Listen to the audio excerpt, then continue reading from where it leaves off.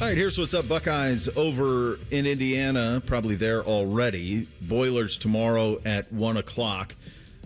This is about the opponent. It's mostly, though, also about Ohio State. And Ryan Day addressed that a little bit in terms of the big goals with this team, that what this team is chasing is not the norm. Yeah, and that's the whole point, is that, the guys have to be able to do it. It sounds great.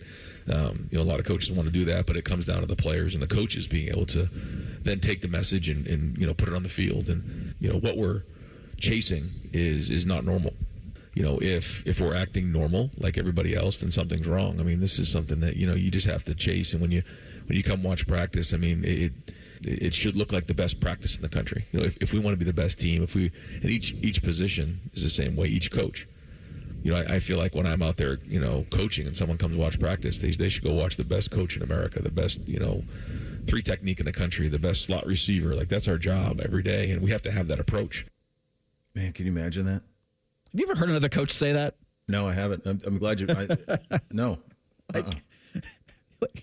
do you evaluate that? You go to different practices. Like, this is something I'd love to ask, like Joshua Perry, when he goes to each Big Ten school.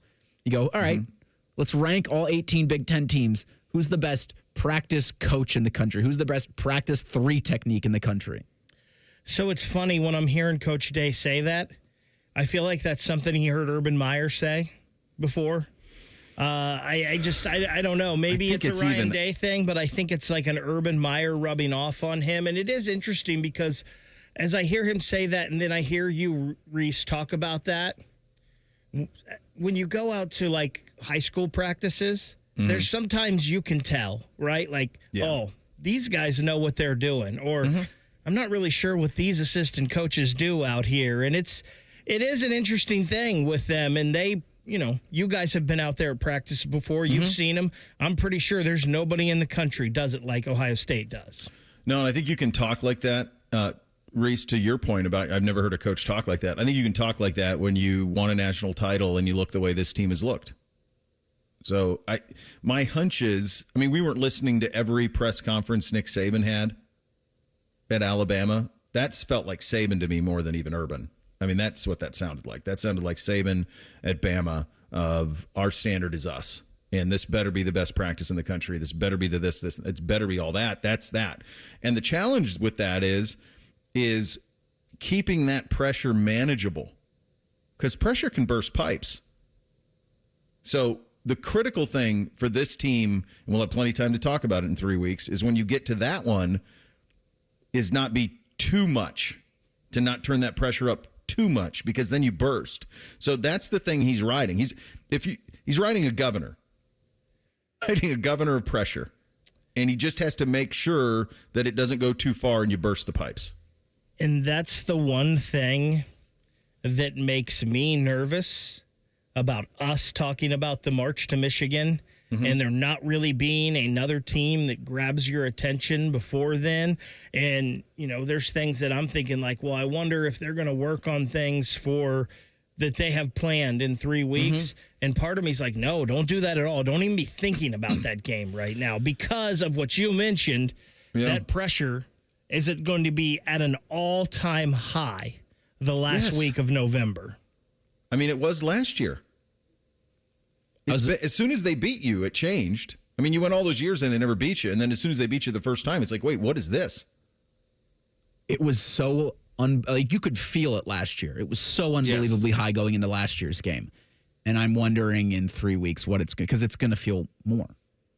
Right? Yes, it will. It's going to feel more. One thing, and it will feel more until you beat them.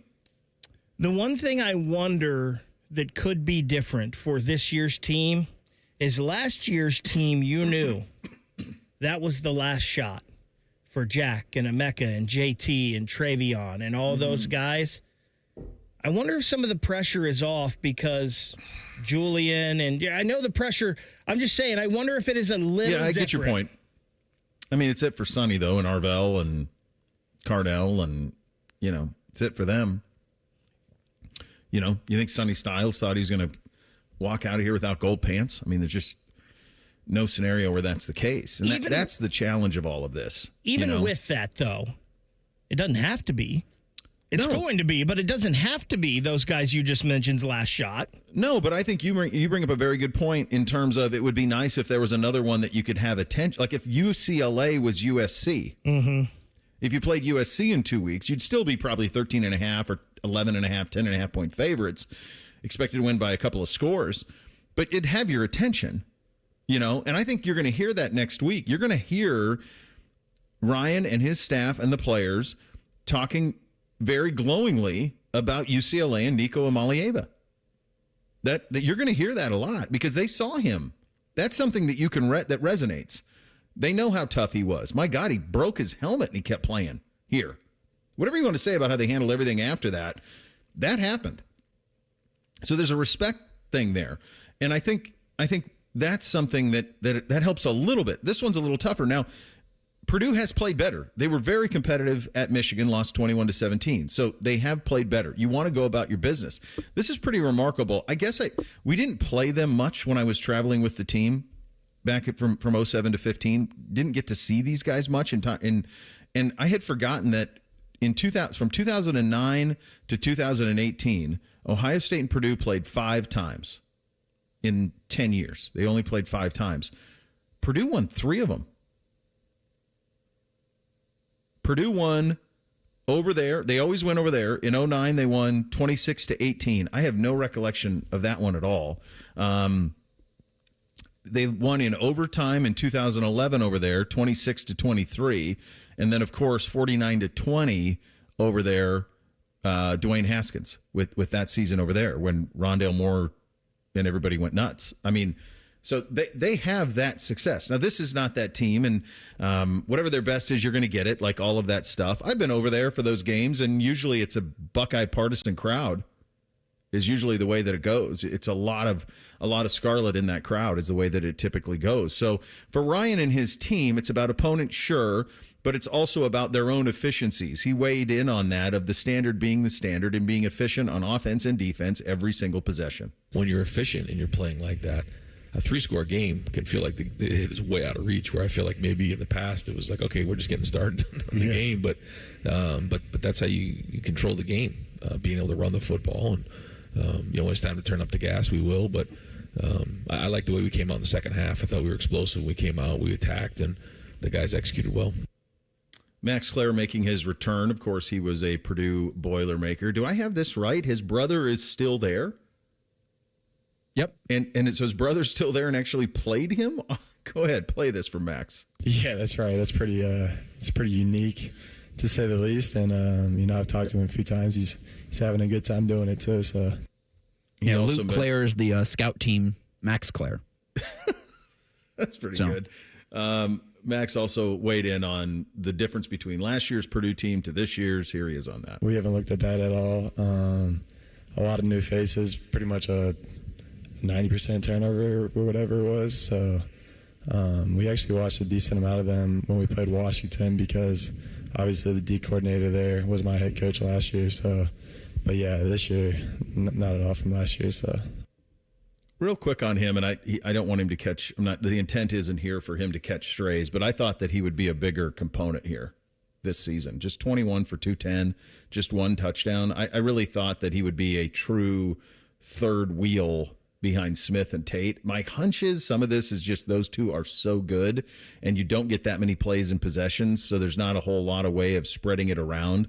But I thought he would have a little bit bigger role in the pass game. His production has probably been the biggest casualty of Ryan Day slowing this thing down. I agree. And I wondered, because he had, I think he was like 92 overall in the NCAA game. People were talking about him as an All-American. And like Ohio State hasn't done a tight end All-American since the 70s. And I just didn't think that was going to continue this season. But, I mean, that room is so strong for Ohio State and what they do in the little things that I think every week they've got to be rewarded somehow. And you saw it with what Bennett Christian last week. I think you're right, Reese, with the slowing the offense down. That has changed things for guys not wearing 4 in 17. I also think it goes back to what we played from Ryan at the beginning of this. It's different at Ohio State. It's easy to be great somewhere else. It's hard to be great here. Yeah.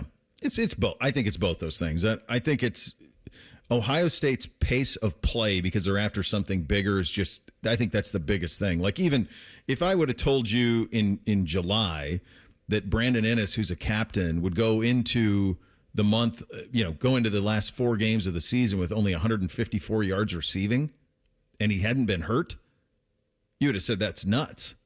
But they just don't have enough plays. So the plays they do have offensively, smartly, they're giving the majority of them to 4 and 17, and that's a pretty good plan.